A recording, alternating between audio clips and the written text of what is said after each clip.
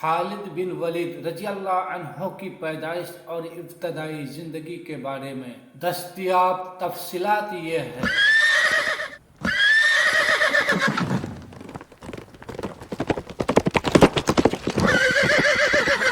خالد بن ولید مکہ کے سب سے طاقتور اور امیر قبیلے بنو مخزوم میں پیدا ہوئے۔ یہ قبیلہ مکہ کی حفاظت کا ذمہ دار تھا۔ ان کے والد ولید بن مغیرہ عرب کے سب سے امیر آدمی تھے اور ان کی دولت کا ذکر قرآن میں بھی آیا ہے۔ مثال کے طور پر مکہ کی دیکھ بھال کے لیے پورا مکہ جتنا پیسہ جمع کرتا تھا، اکیلے ولید بن مغیرہ اتنا ہی ادا کرتے تھے۔ اس دولت کی وجہ سے خالد بن ولید مکہ میں ایک شہزادے کی طرح پلے اور بڑھے۔ انہیں زندگی میں کوئی کام کرنے کی ضرورت نہیں پڑی سوائے ایک خاص ذمہ داری کی۔ ان کے قبیلے بنو مخزوم کا ہر نوجوان ایک خطرناک جنگجو تھا اور ان کا اہم کام جنگلی گھوڑوں کو تربیت دے کر جنگ کے لیے تیار کرنا تھا۔ اس لیے خالد بن ولید بچپن سے ہی گھوڑوں کی طاقت کو بخوبی سمجھتے تھے اور انہوں نے اپنی تمام جنگ اپنی فوج کے گھوڑوں کے ذریعے جیتے۔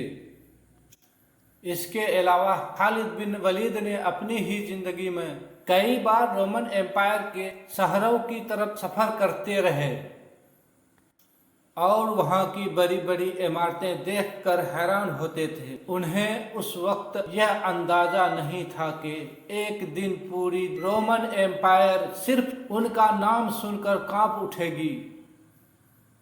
یہ اس وقت کی بات ہے جب خالد بن ولید نے اپنے والد کی دولت سے آرام دہ زندگی گزار رہے تھے۔ اس دوران مکہ کے ایک چھوٹے غار میں اللہ نے اپنی آخری پیغمبر محمد صلی اللہ علیہ وسلم کو منتخب کیا، جس سے دنیا میں بڑا تغیر آیا۔ خالد بن ولید ابتدا میں اسلام کے خلاف مکہ کے بڑے دشمنوں میں سے تھے۔ جنگ احد میں انہوں نے اپنے فوج کو مسلمانوں کے خلاف فتح دلائی، جس سے ان کی قیادت کی صلاحیت ثابت ہوئی۔ تاہم جنگ احد اور خندق کے بعد خالد بن ولید آہستہ آہستہ رسول اللہ صلی اللہ علیہ وسلم کی حکمت عملی اور شخصیت سے متاثر ہونے لگے۔ خاص طور پر جنگ حدیبیہ میں مسلمانوں کو روکنے کی کوشش کے دوران رسول اللہ صلی اللہ علیہ وسلم کی چال انہیں حیران کر دیا، جو تاریخ میں پہلی اور آخری بار کہ کسی نے خالد جیسے جزل کو اپنے جال میں ہی پھنسایا۔ اس وقت کے بعد رسول اللہ صلی اللہ علیہ وسلم سے دشمنی ختم کر کے ان کی شخصیت سے متاثر ہوئے۔ ان کے بھائی ولید بن ولید بھی اسلام قبول کر چکے تھے اور مدینہ سے انہیں اسلام اور وہاں کی ریاست کے بارے میں خط بھیجتے رہے۔ بالآخر رسول اللہ صلی اللہ علیہ وسلم کی تعریف سننے اور بھائی کے خطوں سے متاثر ہوئے۔ خالد بن ولید نے مدینہ جانے کی تیاری کی۔ مکہ کے لیڈر ابو سفیان نے انہیں روکنے کی کوشش کی اور تلوار بھی نکال لی، لیکن ان کے طاقتور قبیلے بنو مخزوم نے انہیں بچایا۔ اسی سفر میں ان کی ملاقات عمر بن عاص سے ہوئی، جو خود بھی اسلام قبول کرنے جا رہے تھے، اور دونوں نے مدینہ جا کر اسلام قبول کیا۔ اسلام قبول کرنے کے بعد خالد بن ولید کے لیے قرآن کی ان آیت کو قبول کرنا مشکل تھا جن میں ان کے والد اور والدین وغیرہ کو جہنم میں ڈالنے کا ذکر تھا۔ وہ شدید جذباتی کشمکش کا شکار ہوئے۔ اس مشکل کو حل کرنے کے لیے خالد بن ولید ایک صحابی کے پاس گئے اور ان سے اپنی والد کے بارے میں آیت پڑھ کر سنانے کو کہا۔ انہوں نے اس آیت کو بار بار کئی مرتبہ سننے کی درخواست کی۔ آیت سننے کے بعد آخر کار ان کے دل نے قبول کر لیا۔ اس دن کے بعد خالد بن ولید نے اپنے آپ کو خالد بن ولید کے بجائے ابو سلیمان کہنا شروع کر دیا۔ یہ لقب ان کے نئے اسلامی تشخیص اور اللہ کے احکامات کو تسلیم کرنے کی علامت بن گیا۔ اسلام قبول کرنے کے چند دن بعد رسول اللہ صلی اللہ علیہ وسلم نے جنگ مؤتہ کی تیاری کی، جس میں خالد بن ولید ایک عام سپاہی کی حیثیت سے شریک ہوئے۔ اسی جنگ میں آپ صلی اللہ علیہ وسلم نے انہیں سیف اللہ یعنی اللہ کی تلوار کا لقب دیا۔ اب خالد بن ولید رضی اللہ عنہ کی اسلام قبول کرنے کے بعد کا کامیاب جوان کی عسکری صلاحیت، حکمت عملی اور اللہ پر توکل کا ثبوت ہے۔ اسلام قبول کرنے کے بعد ابو سلیمان کا لقب ان کی رہنمائی تبدیلی کا علامت تھا۔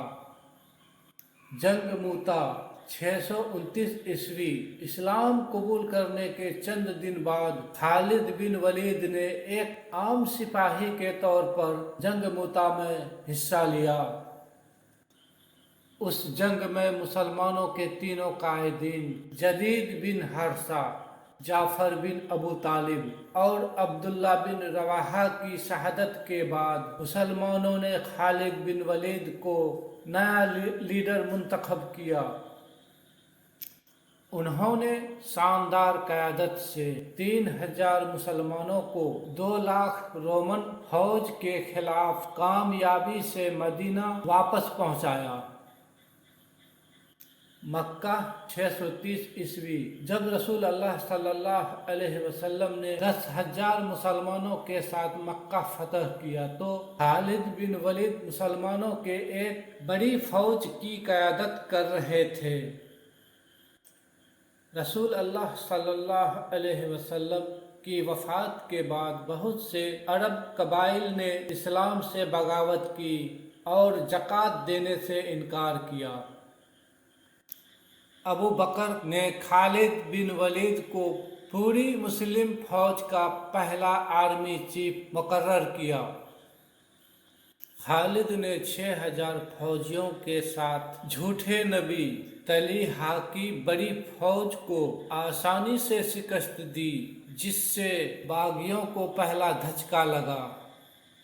خالد نے ملک بن نویرہ کے قبیلے کو شکست دی اور اسے اور ساتھیوں کو سزا دی۔